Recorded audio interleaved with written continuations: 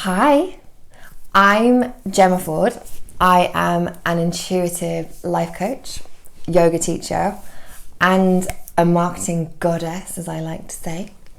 So today, I want to tell you a little story, and then I want to teach you the basics of how to work with tarot cards, oracle cards, angel cards, as a really lovely tool. I use it as a tool in my coaching practice with my clients, and I think it's a really powerful and supportive healing tool as well.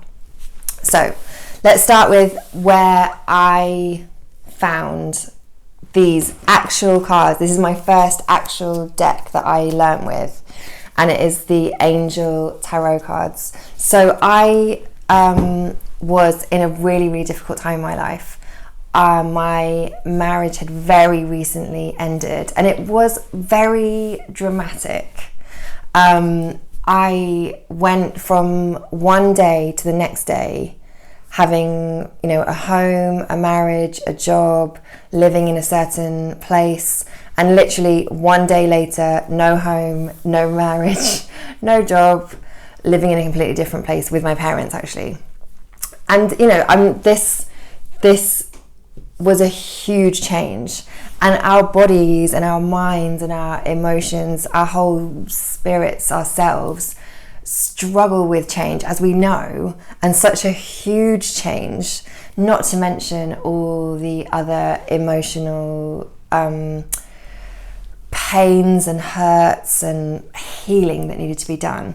I was in a real state of emotional breakdown, you could say. If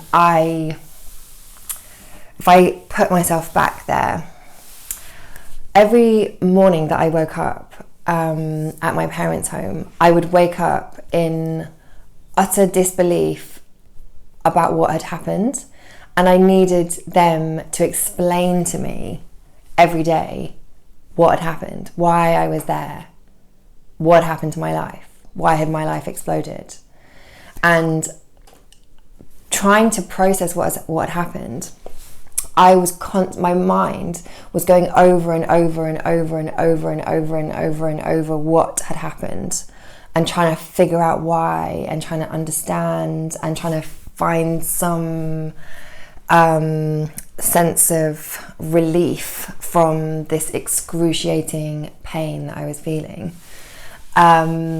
So as part of that, I really was feeling agoraphobic for the first time in my life.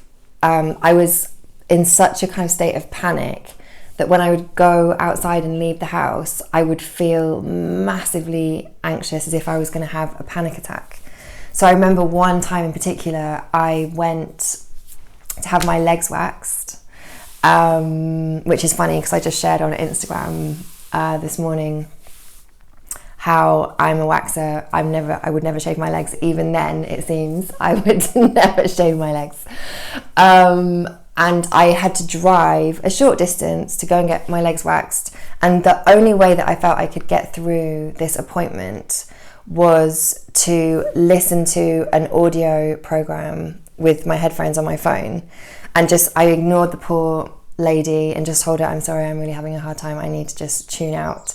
And the only way I could get through it was to distract myself by listening to this audio program the whole way there on the drive, the whole time that I was sitting with her and she was waxing my legs. And so that's just a little insight into what I was feeling, what I was going through at the time. It was definitely the most intense sort of emotional collapse I've ever had. And in that time, I was really quite, desperately looking for ways to help myself. I was working with different healers, therapists, I was really Reiki. I had a wonderful Reiki lady who would give me lovely sessions. I was really looking for healing modalities. And one of the ways that I found healing was through this particular deck of Angel Tarot cards.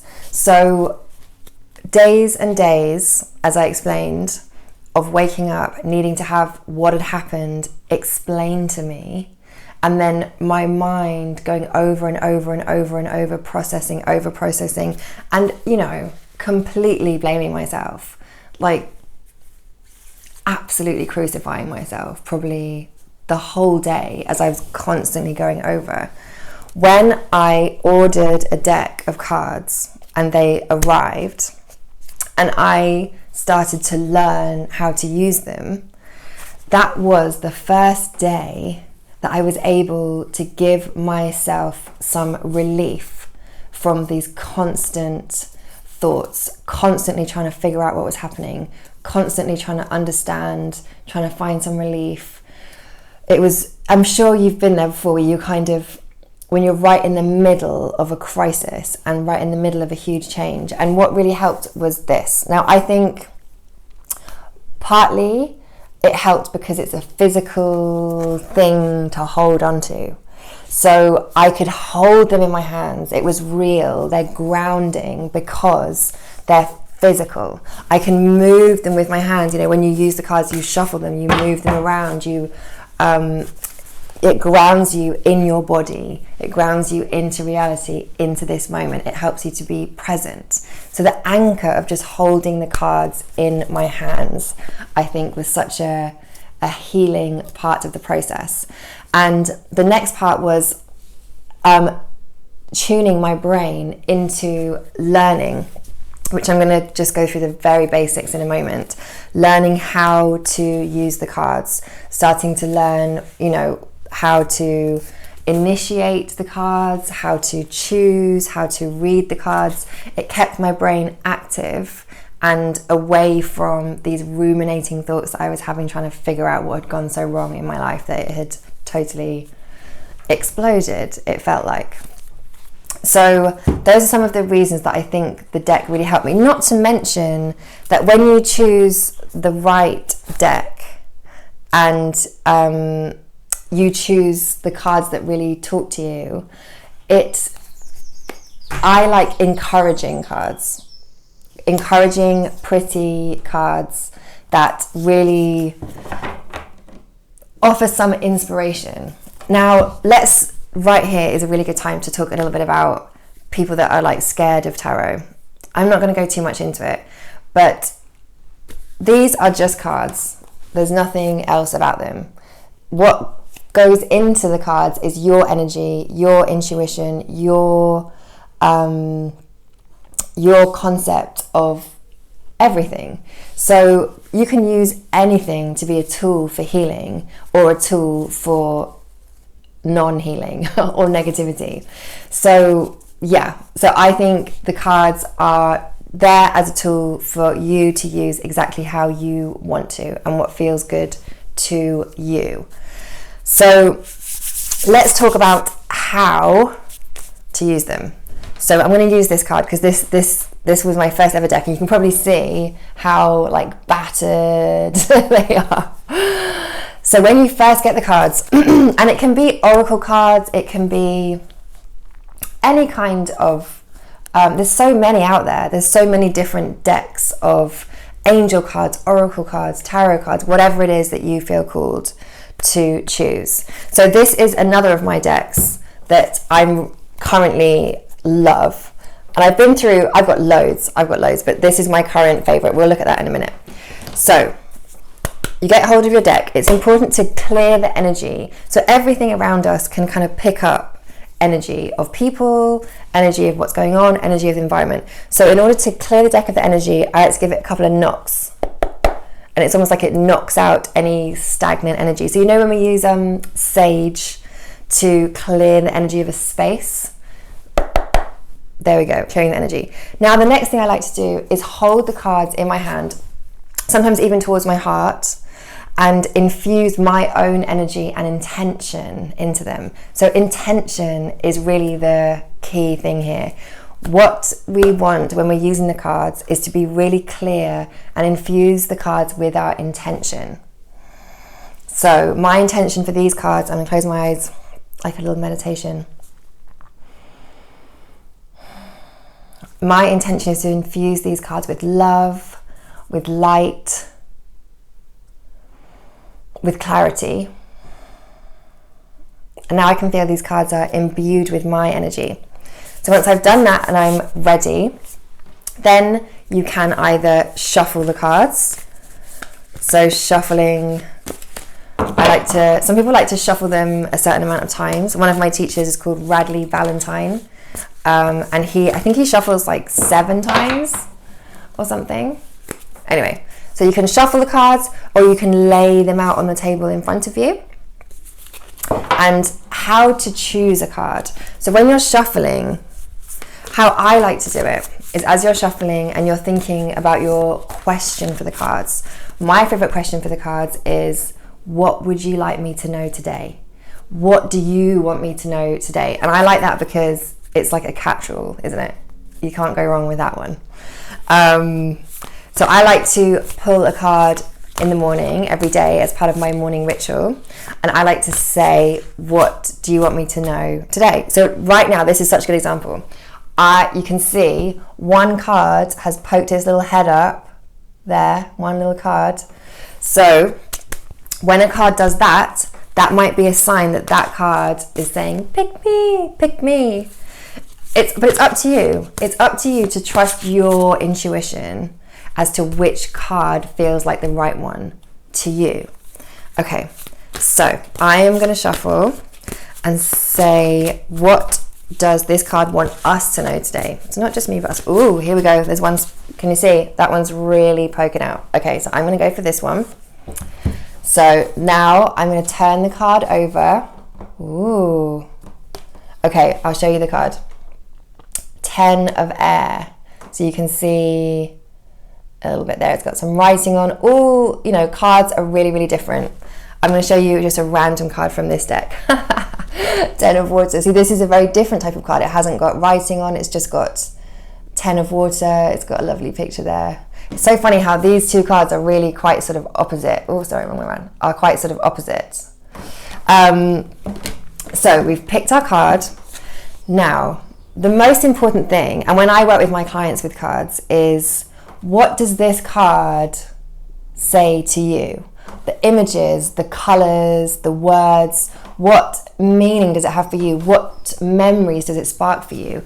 How does it ignite your intuition? So in the tarot, for example, all the cards have different meanings, they have different numbers, there is such a wealth and a beautiful tapestry of years and years and years of meanings being assigned to various cards in the specific tarot deck.